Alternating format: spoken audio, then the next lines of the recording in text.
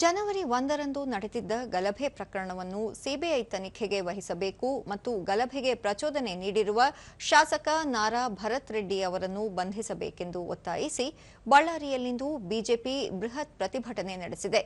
BJP ರಾಜ್ಯಾಧ್ಯಕ್ಷ B Y Vijayendra, ವಿಧಾನಸಭೆ ವಿರೋಧ ಪಕ್ಷದ ನಾಯಕ ಆರ್ ಅಶೋಕ, ವಿಧಾನ ಪರಿಷತ್ ವಿರೋಧ ಪಕ್ಷದ ನಾಯಕ ಛಲವಾದಿ ನಾರಾಯಣಸ್ವಾಮಿ, ಮಾಜಿ ಸಚಿವರಾದ ಜನಾರ್ದನ ರೆಡ್ಡಿ, ಶ್ರೀರಾಮುಲು, ಎಪಿ ರೇಣುಕಾಚಾರ್ಯ, ಸಂಸದರಾದ ಬಸವರಾಜ ಬೊಮ್ಮಾಯಿ, ಗೋವಿಂದ ಕಾರಜೋಳ, ಮಾಜಿ ಶಾಸಕ ಸೋಮಶೇಖರ ರೆಡ್ಡಿ ಸೇರಿದಂತೆ ಹಲವಾರು ಮುಖಂಡರು ಭಾಗವಹಿಸಿದ್ದರು.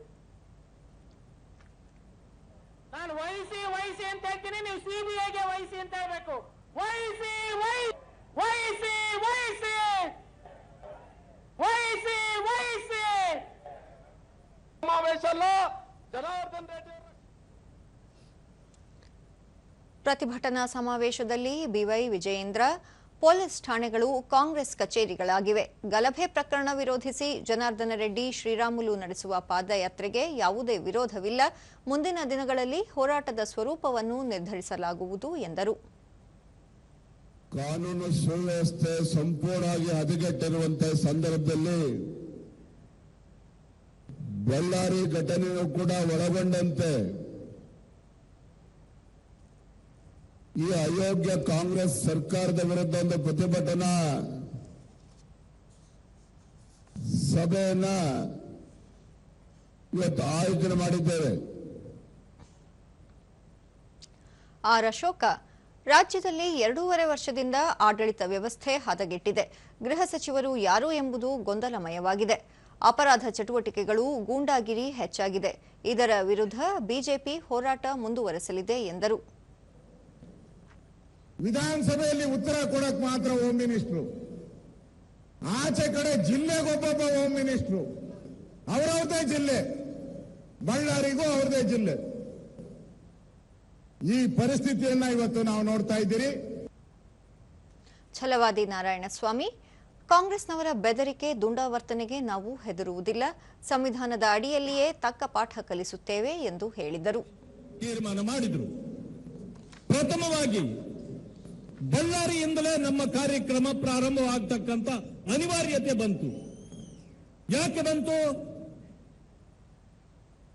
ಬಳ್ಳಾರಿಯಿಂದ ಇಡೀ ರಾಜ್ಯದಲ್ಲಿ ಇವತ್ತು ಲಾ ಅಂಡ್ ಆರ್ಡರ್ ಸಿಚುಯೇಷನ್ ಸಂಪೂರ್ಣವಾಗಿ ಹದಗೆಟ್ಟಿದೆ.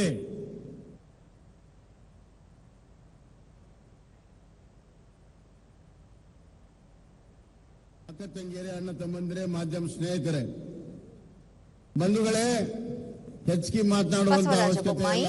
ಬಳ್ಳಾರಿಯಲ್ಲಿ ಜನಾರ್ದನ ರೆಡ್ಡಿ, ಶ್ರೀರಾಮುಲು ಅವರ ಶಕ್ತಿ ಕುಂದಿಸಲು ಯಾರಿಂದಲೂ ಸಾಧ್ಯ ಇಲ್ಲ.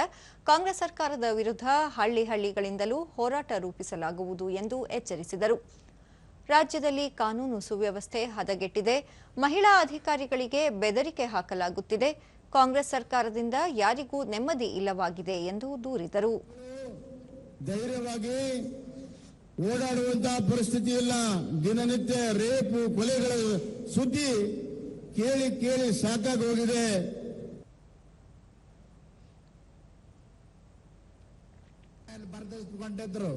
ಗೋವಿಂದ ಕಾರಜೋಳ, ಗುಂಡು ಹಾರಿಸಿದವರು ಸರ್ಕಾರಿ ಗನ್ಮ್ಯಾನ್ಗಳಲ್ಲ, ಸುಪಾರಿ ಕಿಲ್ಲರ್ಗಳು.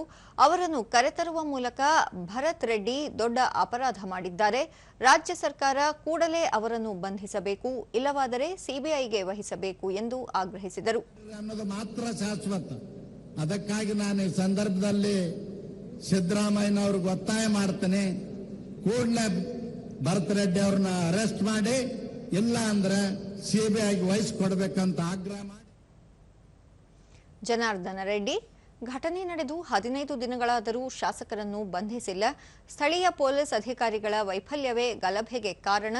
ಕಾಂಗ್ರೆಸ್ ಪಕ್ಷವನ್ನು ಬುಡ ಸಮೇತ ಕಿತ್ತು ಹಾಕಲು ತಾವು ರಾಜ್ಯಾದ್ಯಂತ ಪ್ರವಾಸ ಮಾಡಲಿದ್ದು, ಬಿಜೆಪಿಯನ್ನು 150 ಸ್ಥಾನಗಳಲ್ಲಿ ಗೆಲ್ಲಿಸುವುದಾಗಿ ಹೇಳಿದರು. ನಾವು ಇಂಕ್ವೈರಿಗೆ ಕೇಳ್ತಾ ಇದ್ದೀವಿ ಅಂತಂದ್ರೆ, ಈ ಘಟನೆಯಲ್ಲಿ ಈ ನಗರದ ಡಿಎಸ್ಪಿ ನಂದಾರೆಡ್ಡಿ, ಎಎಸ್ಪಿ ರವಿಕುಮಾರ್ ಇಬ್ಬರು ಕೂಡ ಸೇರಿ ಆ ಭರತ್ ಜೊತೆಯಲ್ಲಿ ಇವತ್ತು ನಮ್ಮ ಮನೆ ಮೇಲೆ ದಾಳಿ ಮಾಡೋದಕ್ಕೆ ಅವರು ಪ್ರಯತ್ನ ಮಾಡಿರೋ ಕಾರಣ ಸಿಬಿಐಗೆ ಎಂಕ್ವೈರಿಗೆ ಆಗ್ಲೇಬೇಕು ಅಂತೇಳಿ ಇವತ್ತು ನಾವು ಆಗ್ರಹ ಮಾಡ್ತಾ ಇರೋದು ಬಂಧುಗಳೇ. ಇವತ್ತು ಪ್ರತಿಭಟನೆಗೂ ಮುನ್ನ ಬಿಜೆಪಿ ನಾಯಕರ ನಿಯೋಗ ಗಲಭೆ ಪ್ರಕರಣದಲ್ಲಿ ಮೃತಪಟ್ಟ ಕಾಂಗ್ರೆಸ್ ಕಾರ್ಯಕರ್ತ ರಾಜಶೇಖರ್ ಅವರ ಮನೆಗೆ ಭೇಟಿ ನೀಡಿ ಕುಟುಂಬದ ಸದಸ್ಯರಿಗೆ ನಗದು ಪರಿಹಾರ ನೀಡಿದರು.